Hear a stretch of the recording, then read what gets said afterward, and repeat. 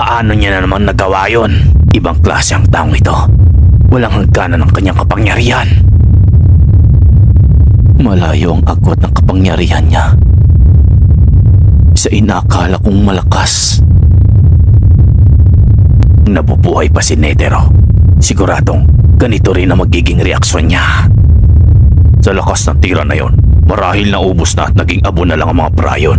Maswerte na lang kung may nakaligtas pa sa kanila at hindi na problema yon. Malaking bagay ito para sa lahat dahil buo pa rin ang lakas natin. Oras na pumunta tayo sa pinuno nila. Ngayon, kinakailangan lang magpahinga ni Jing. Matagal na kitang kilala pero hindi ko pa rin masukat-sukat ang kapangyarihan mo.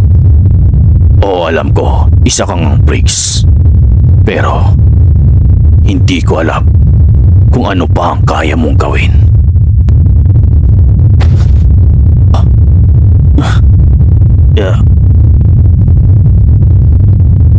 Magpapahinga lang ako ng sandali, mga kasama.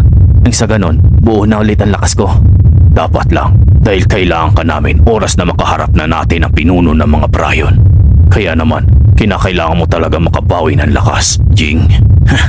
Kung ganon, wala na tayong problema sa ngayon. Ang kailangan na lang natin gawin ay hintayin silang tatlo. Si Killua, Gon at Dawntrix.